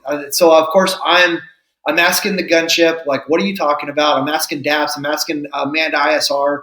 Fixed wing assets. I'm like, hey, like, because I'm not seeing anything. I'm not seeing any tracer rounds. I'm not seeing anything. And nobody knew what was going on other than the gunship. And so my thought process was there was a light in the tree line or something like that. And as they're rotating, it kept flickering back and forth. That's the only thing I could really come up with. Oh, okay. And so they called troops in contact. And I told him, no, we're not engaging, this, that, or the other. He goes back to the TF North over at Mez, goes to the commander. The commander says, hey, like, your troops in contact, defend yourself type of a thing. So now he comes back and he's like, yeah, TF North commander, to engage. And I'm like, well, who am I to argue with the TF North commander? So I'm like, what the hell? So I start pulling everybody off, right? I'm deconflicting all my assets so this gunship can go to town. He goes to town, he engages. And then he calls troops in contact again, like a few minutes later. And I'm like, what are you talking? And so I was like, okay, like, I engaged with the gunship. I engaged with the DAPS in the same location. Like and so we've engaged multiple times with multiple different assets. And he's still troops in contact. And like, I told him, no, I was like, we are done. We're not doing this anymore. I'm not seeing anything. ISR is not seeing anything. The DAPS isn't seeing anything. And so like, we are not engaging this objective again. We've already spent enough rounds. Now we have to exfil to infill to conduct SSE on this location because we didn't employ organic assets on it. So now we have to essentially risk ground force lives by exposing themselves into another environment, right, to conduct SSE. And so that was frustrating enough because like they just don't seem to understand sometimes that like anytime you do something like that, whether it's a kinetic strike in the daytime done by the jock or whether or not it's something that's done in the evening, that if it's not an organic asset, you have to go put eyes on it and you have to conduct sensitive site exploitation. And so now we had to exfil to infill the other entity that was out, the other organization that was out there. They had to exfil their objective to infill at the target location where we had just engaged to conduct SSE, which could potentially, depending on the environment, expose friendly forces to enemy contact and being Right. wounded or killed or etc., which was very frustrating. So anyway, I told him no. He goes back to the TF North commander again, and finally the TF North commander was like, "You got 2 JTACs out there. Why the fuck are you talking to me?" Right. And he comes back to me and he's like, "Oh, the TF North Command." I was like, "We're not engaging again. We've already done it.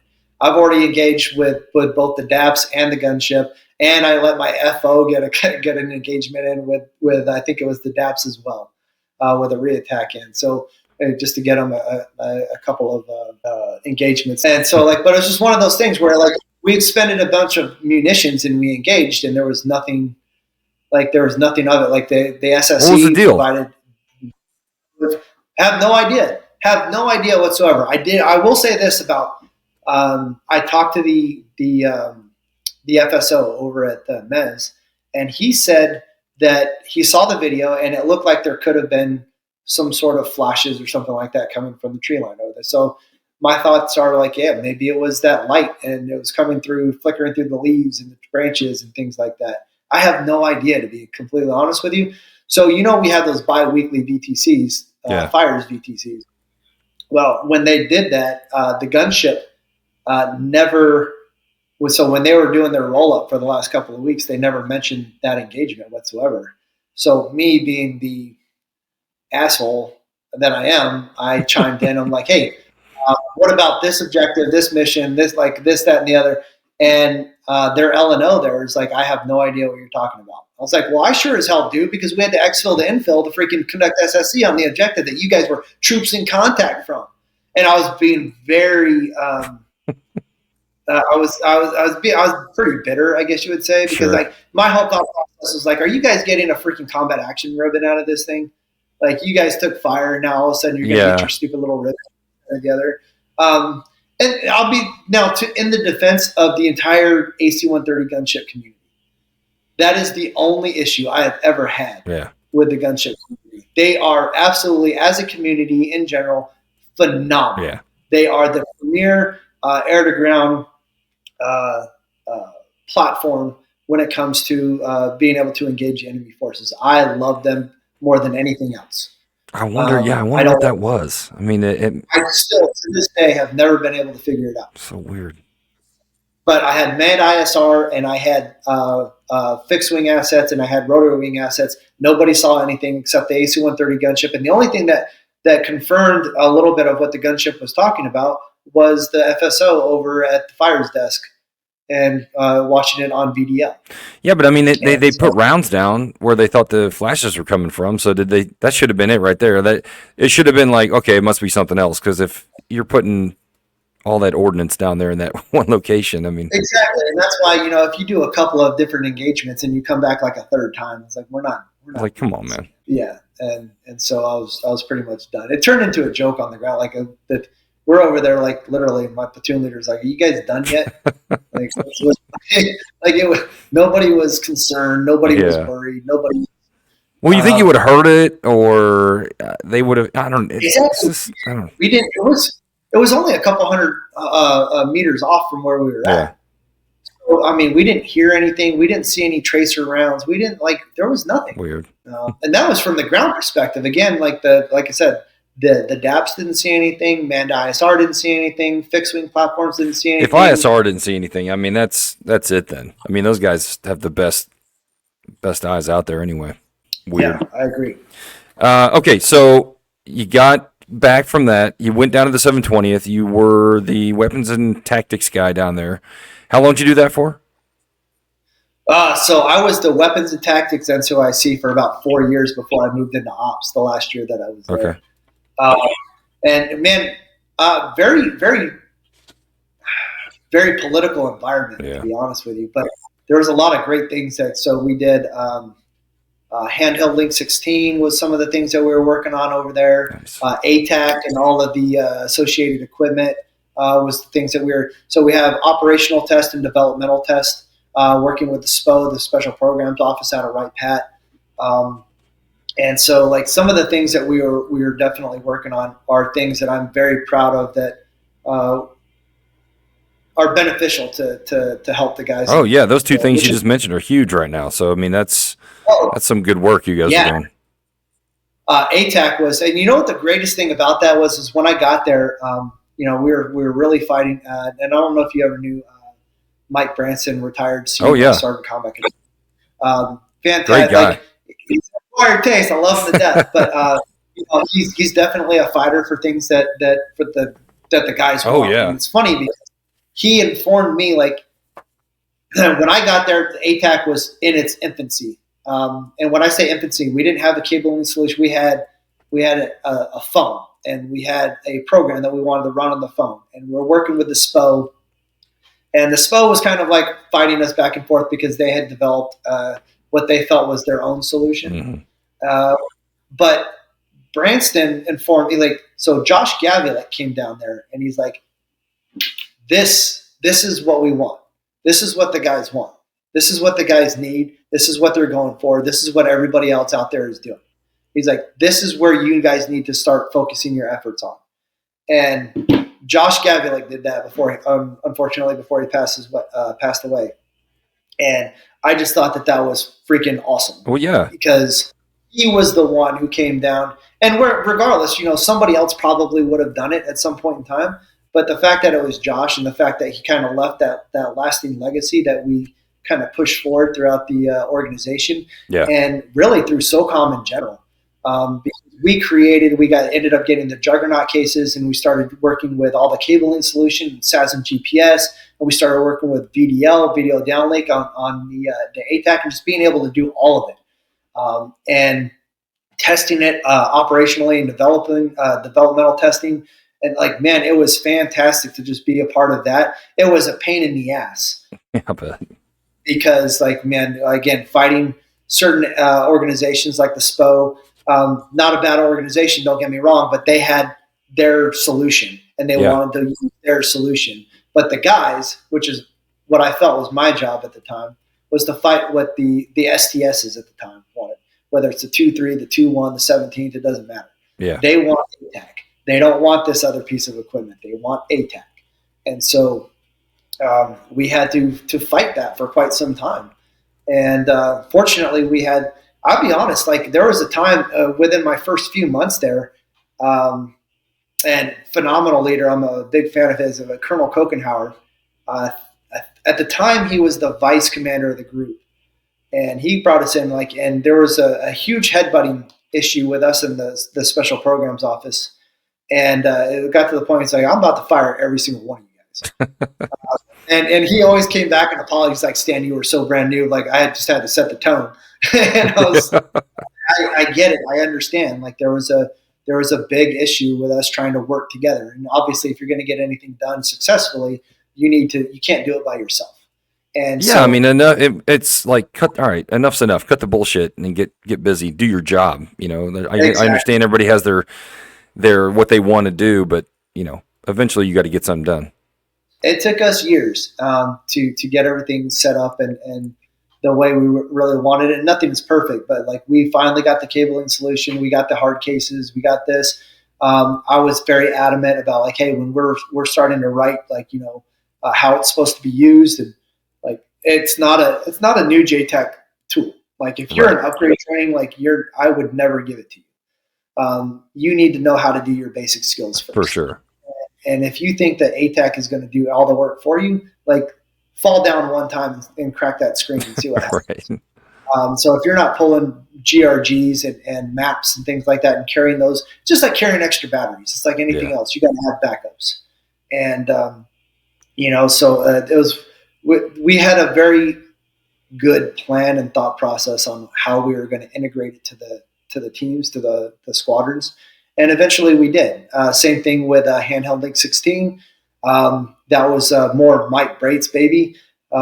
He was one of the guys, that combat controller who I worked with there in the office. Mm-hmm. But man, what a great tool! What a great piece of equipment. And very extremely beneficial moving forward. And then we had things like the Mojo. We were doing the Celex 163, which is the replacement for the SOFLAM. Oh, okay, yeah. Doing that with Russ Carpenter. retired chief, TACP, Yep. fantastic individual. Loved working with him. Yeah, great guy. You know, we had some things with Chuck Holbrook, unfortunately, before he passed away, if you remember. Yeah. And, you know, working with him and getting to know him and hanging out with him. I got to spend a lot of time with Chuck before he passed, which was great. But and some of the FLIR devices and things that he had on the table with his organization and his company. But just bringing new pieces of technology, emerging technology to the battlefront, like the Harris 163 dual channel radio. Not my favorite piece of equipment, but like, you know, there's benefit to having these things and putting these things together and testing them and getting them out there. And just some really great things that, you know, you think of over the time, like, you know, where we started off with the 117 Fox, and then we had 113s and 104s, and we had cheap body armor and this, that. And then all of a sudden now, you know, over time, we're going to OpsCore, and we have all these different Paraclete body armor and RBAVs, and like just how things progress and change. There's a process to it. Right. And I had to be a part of that process for a period of time at the 720th to specifically help our guys. Yeah. Specifically, I focused very much on the JTAC piece, but I did help with some pararescue stuff and as far as their vehicles and things. But man, what a fantastic opportunity. The thing that I really was upset about, and it has nothing to do with special tactics. It was so that there was the equivalent to the ATAC that the Special Programs Office had developed. And when we decided as an organization, as AFSOC, not to go with that, and we went with the ATAC, the SPO had to do something with it, and they ended up taking that, and that was a Badass, and they took it and they gave it to ACC.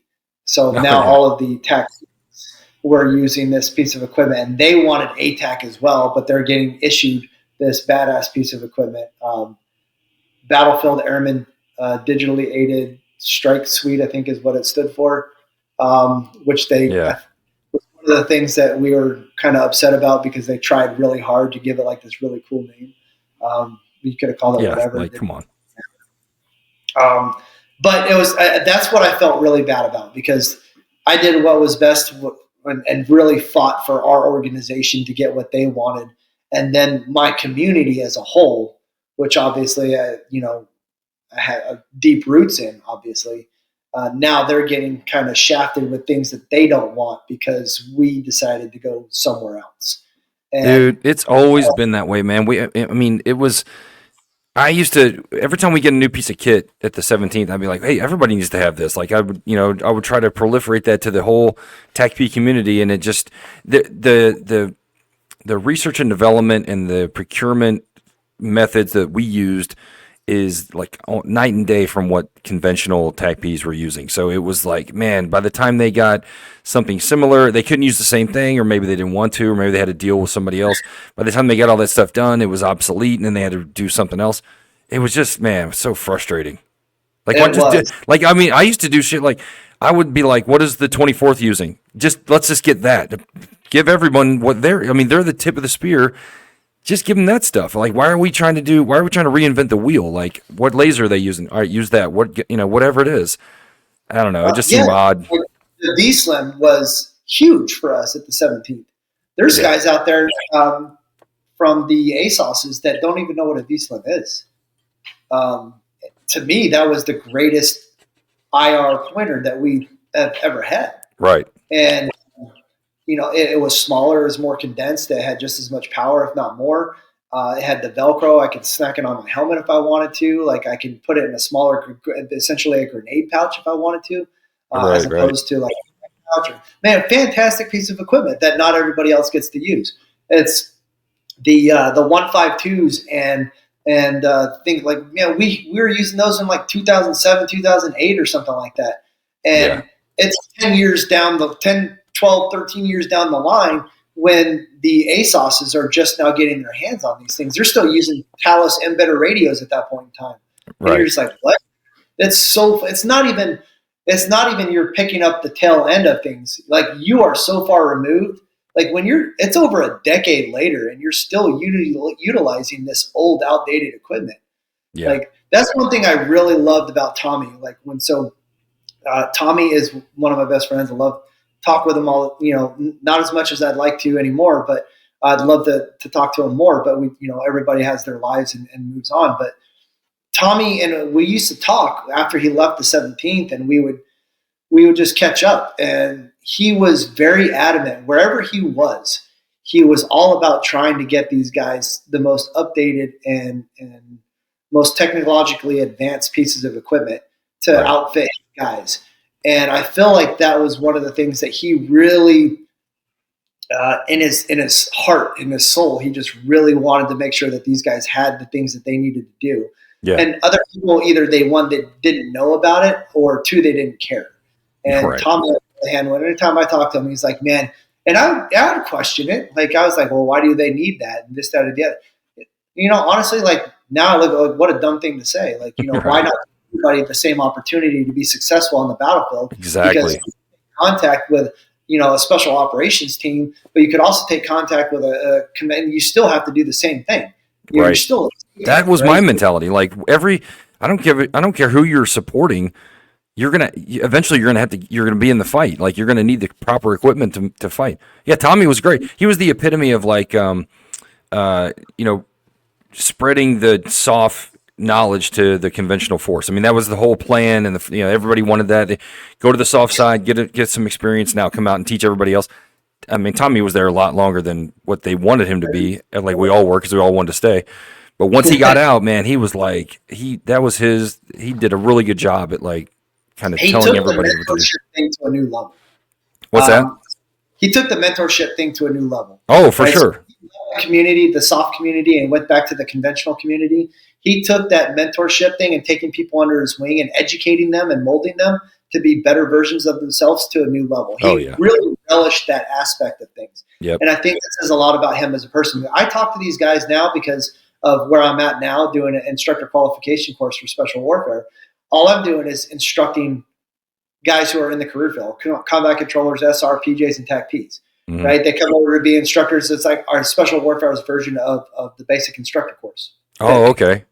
And so I get the opportunity to continue to be a part of these operators coming from, whatever organization, whether it's an STS or an ACC, RQS, ASOS, etc. And man, these guys, if they knew Tommy, and they've had Tommy they always talk about him when it comes to their presentations that they do on special warfare history and stuff, which is great. But like these guys, if they have an opportunity to have been an airman underneath him somewhere like at either at Bragg or in Hawaii or whatnot, they always talk about him being extremely humble. Yeah. And taking people under his wing and stuff like that. And I'm like, man, that is great. That's not the Tommy that I remember. Like Tommy was great. He was always about taking people under his wing. But when you talk about humble, Tommy's favorite topic is Tommy. And he absolutely, like, he loves the mentorship aspect. He did the same thing with me. He was probably the only true mentor I ever had in my career. Yeah. And so the fact that other airmen would come in and talk about him being a chief master sergeant and them being an A1C and how he was mentoring them or educating them without being this, a lot of guys put on that rank and they're a different person. Yeah. They're entitled to a certain level. Tommy wasn't that. Every single one of these guys, every single one of them, very humble individual, like willing to take us under the wing and teach us and not berate us, but educate us. And I'm like, that sounds very much like Tommy. Yeah. And he loves and relishes that. And so I hope that as we continue to move forward, because we've had so many great people like yourself, but look at TJ Gunnell and Kevin Waldeberte. And I think Andre Vansley was a senior master sergeant, but TJ and Kevin were chiefs. And you got Dax Key, who's a chief. Matt Davis is a chief. Like some of these phenomenal individuals, right? And now they're in positions to and you just hope they're all kind of doing the same thing. And I can't speak to it. I like to assume that they are, But man, we had such great people there at the 17th doing these things, and look where they advanced and moved out, and all the things that you talk about, they can bring to the table, the things that we never wanted to do because we never wanted to leave the community. But you Right. come out and you start talking to them about the community, educating them about the community, teaching them about the things that you do in the community, so everybody has those things and can apply them on the battlefield. There are so many things that we started in this special operations community that have transitioned now outside of the community because it's a proven technique that works, Yeah. you know? And so Which is kind of the point. It's kind of that's what people wanted to get at after all. Yeah. yeah, Yeah. that's one of the greatest things that we can provide. Oh, I agree. Well, Stan, this has been awesome, man. We're sitting at 2 hours, and it flew by. I'm like, I was looking at the clock. I'm like, holy crap! I got to let this guy go. He's probably got a day. I can't thank you enough for coming on, man. Really. I mean, like I said, I haven't talked to you in a while. I'm glad we got to catch up, and I'm glad people got to hear your story because I think it's fascinating. There's nothing stopping you but you. That was a career-ending injury. I mean, that was a really tough thing to go through, and you. Not only did you come back from the injury, but you operated with the 17th STS, which is like phenomenal. I mean, it's a commendable thing. So I can't thank you enough for coming on here, man. This was awesome. I really appreciate it. What do you got? You're still teaching, but you're also you're going through your master's program, and then you are getting your PMP, and so you have this. You're kind of not only are you teaching other guys, but you're also educating yourself, which I think is great. So. Yeah, man, it's awesome. I'm continuously trying to improve myself and just make myself more marketable and do certain things just to try to be closer to the kids. And I realize that, I'm not going to be in the same organization in the same, I was fortunate enough to come out of special warfare and basically stay with special warfare. Going to Colorado, being closer to the kids is not going to be the same way. It's going to be in a different organization. But I realize that I'm going to be making a career change. And so making myself a little bit more educated in other areas is kind of one of the things that I really needed to do to, one, market myself, and two, just, get out of the same the stigma of being within the special warfare organization and being able to get out and market, be more marketable to these other organizations that can actually utilize me and my skills, the things that I've learned from you guys, and then also some of the education that I've received as well. To benefit my family and my own personal life. But thank you for having me on. Man, I loved working with you when I was at the 17th. I can't how much I admire you as an individual and as an operator. You're kind of like that well-rounded individual. Like you had the personality, you had the swagger, you had the skills. You had the way you handled your home life, the things that you did that was absolutely admirable from my perspective. And being able to sit here with you all these years later and being able to tell you how much you've meant to me and my career, and the fact that you talk about walking with legends or standing alongside legends, like that's exactly what I did. Like I did know an individual who told me one time that he was the greatest JTAC in the world, and I thought that was pretty egotistical.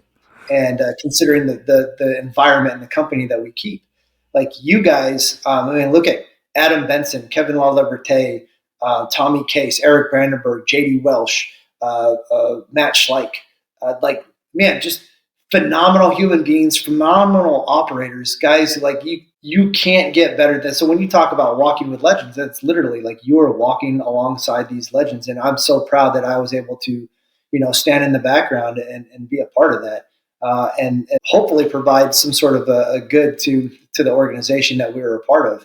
Oh, you 100% did. You solidified your position there, man. We were all real lucky to be there, and I think that we all kind of understand that. Like we the guys that came before me were just as good as we are, and the guys that are there now are even better. So yeah, it's a phenomenal place to serve. If anybody has the opportunity to get there, I highly recommend it. It's a great place to serve for sure. Absolutely. But again, thank you for having me on. It's been a pleasure. Hopefully we don't wait several years to catch up again. Yeah, for sure. All right, Stan. Thanks, man. I appreciate it. Absolutely. Anytime, JD.